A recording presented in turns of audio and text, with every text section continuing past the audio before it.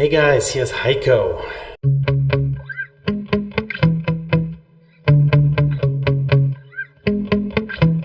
Yeah. We're looking at my living room remodel, but the living room remodel is actually not really the topic of today's video. Today I want to talk about audio recording for my YouTube videos, especially when I am at my desk. Unfortunately, I don't have a designated studio or like an enclosed office. I have a den which is open towards our dining room. Because of our living room remodel, my den is currently the catch-all of our house for all our living room furniture. Maybe one day I'm going to build myself a little studio down in my garage. Who knows, with sound insulation and all that stuff. But in the meantime, I have to struggle and I have to try to at least get some sort of acceptable audio quality into my videos when I do intros or outros, or when I work at my desk for watch repair or some unpacking, some review stuff. And I came up with four different ways how I record audio. So right now, this video, I'm recording the audio with a wireless microphone that I just clipped onto my jacket here. This is made by Maono, that's the brand name. And it's fed right into my audio interface at my computer, and that feeds it into OBS. So I'm recording everything through OBS. So let's take a look at my messy office. So this is my den, living room furniture and all kinds of other things. There's my wife's baby grand, and there's our construction zone. So you can see it's all wide open. Here's our front door. And there is my forced air heating register that always makes nice whistling noises. It's great. So I already showed you the Maono wireless microphone that's currently going into OBS, and it's actually peaking quite badly. So let's go and pump that down a little bit. So I'm also doing a screen capture because I want to show you what I'm doing in OBS to help the situation with the peaking and the background noise. My NAS, my camera that I sometimes use as a top-down or above my desk camera. This is, by the way, a converted monitor arm that I just took the monitor mount off and mounted a ball head, a small one, U-Phoria from Amazon on there. And that thing also has a hot shoe on the side that accepts my little shotgun microphone. This is also a no-name $25 shotgun microphone off of Amazon. So currently the receiver sits here with a 3.5 millimeter audio cable extension going into a Rode VXLR Plus adapter, which turns 48 volt phantom power into 3 or 4 volt plug-in power for microphones that are being plugged into 3.5 millimeter audio jacks. Hey guys, we are now at my computer. I have the big camera running, and we are still using the wireless microphone that's going into my Behringer UMC 204 HD audio interface. So now we're going to talk about the 4 different methods that I have to record audio here at my desk. All right, so now I have it's the Rode Lavalier Go, which they sell specifically for their the Wireless Go 2 wireless microphone that they have. So they sell this Lavalier Go microphone. Rode does. Kind of complements the package. So you get a really nice lavalier microphone that I currently just have here on my pocket there. So wire not hidden. But it's going into the same audio interface. I think we might be a little high here on the volume. So turn that down a little bit. So here we go. Yeah, lavalier microphone, and my house, as I mentioned, is really wide open that way. There is also the air conditioning always running. And the reason why you don't hear the background noise, the hissing and whistling of those air registers or any other background noise that my computer here next to me or my NAS up there produce is the following. So this here is called Rode Lavalier mic. I should probably rename this. Let's rename this. Or channel 2 mic. Better, huh? Because I plug all my microphones that use a 3.5 millimeter jack into that second channel. So the reason why you don't hear the background noise is if you go here and click on filter. In filters, I have a noise suppression on. So the noise suppression is the RN noise, good quality, more CPU usage. And I literally just click down here and go to, where is it? Noise suppression and add it. You don't have to adjust anything. And then I also use a limiter, and the limiter currently set to 2.2 decibels. So that's supposed to keep it from clipping. Those are things that you cannot necessarily do when you are recording right into a camera. Of course, most cameras have a manual setting for audio recording, so you can adjust your gain. You may also have a function for noise suppression, but that's usually not really good. And here in OBS, it seems to be pretty good. When the noise suppression is turned on, most of this whistling and the hissing of my air conditioning completely goes away.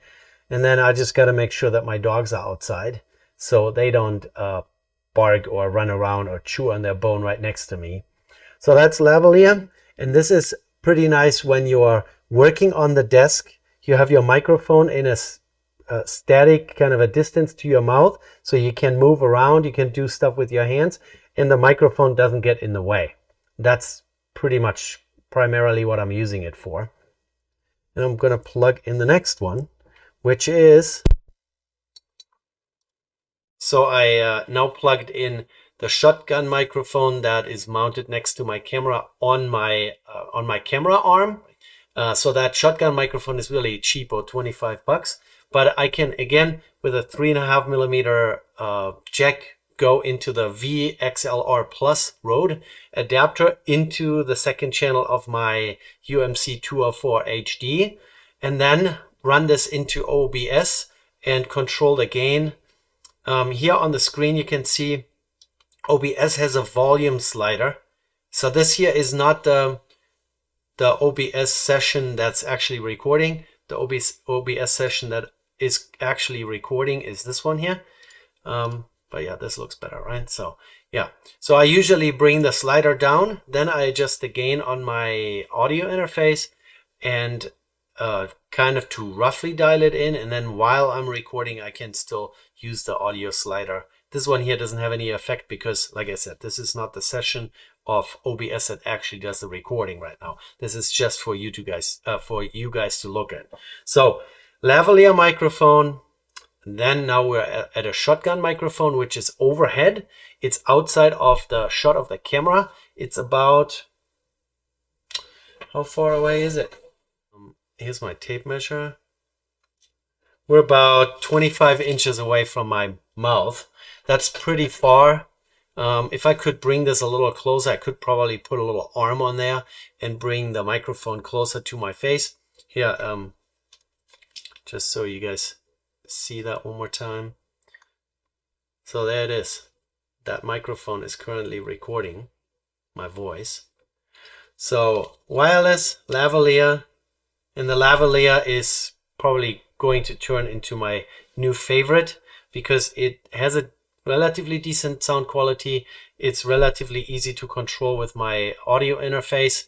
The 25 inches or so from my shotgun microphone up there makes it sound a little echoey. In the room here, like I said, wide open, not very well treated at all. And now we only have one option left. So I'm turning off this microphone again. All right, guys, and now we're recording with Old Faithful here, Shure 545SD, which is an ancestor to the SM57. It's one of the vintage line of Shure microphones that has the Teledyne capsule in it. I like it. It has this really big windscreen on it, which helps with background noise. So here on this particular one, I'm not sure if I have a filter in here. Let's see. Oh yeah, I have the same filter, noise suppression. I guess has become kind of my standard. Yeah. So with this microphone, I do voiceover recording or recording little audio clips if I have to insert something into a video, you know, freeze frame with a little quick little explanation, blah, blah, blah, blah, blah. You get the drift. Because of the large windscreen that I have on there, because I really want to take care of plosives, I want to take care of all those wind background noises, fan noises of my computer.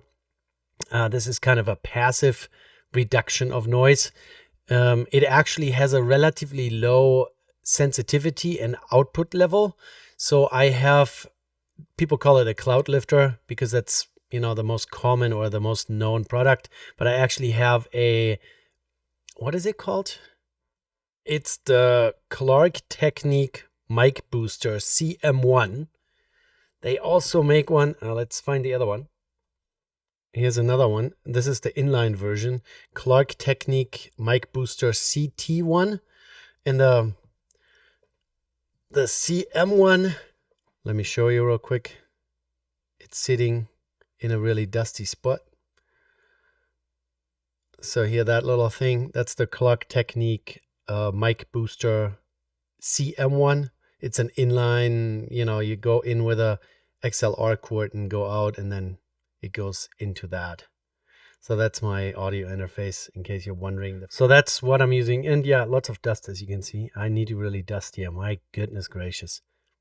Oh yeah, this microphone, I think it sounds pretty good with this muffling of all my mouth noises and also the wind and the fans and the whatnots. It sounds pretty good, and you can always apply some EQ at the end. You can do some compression, you can DS, you can, you know, all the things that you can do in DaVinci Resolve in the Fairlight page. Yeah, I like this microphone. It's $100, $99. Costs exactly the same as the SM57. You know, people think this is an instrument microphone, which in theory it is. It sounds similar to the SM7B. And it records fine, and I like it, and it has a silver body. I like it. So that's why I have that. So those are the 4 different options of audio recording that I do here at my desk.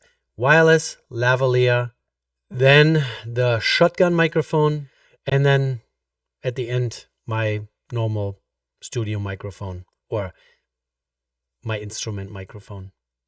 So that's all I have for you today.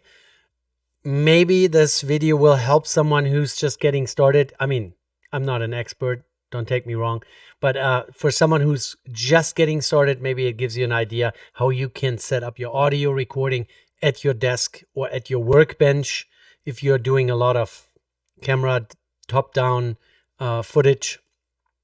Maybe that's going to be an option for you. It took me a lot of experimentation, and I'm still experimenting. So it's going to take a while until we're getting to higher quality levels. I'm working on it. All right, you guys take care. Hang in there. Give me a thumbs up if you like. Support the channel. And I will see you in the next one. Bye.